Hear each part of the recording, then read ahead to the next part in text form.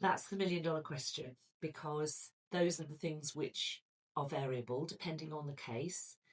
What we tend to do with finances is we start from looking at an equal division of all of the assets that have accumulated during the marriage. And then we look at that and see whether that will produce a fair outcome, because sometimes it doesn't, sometimes it does. So that's the starting point, really.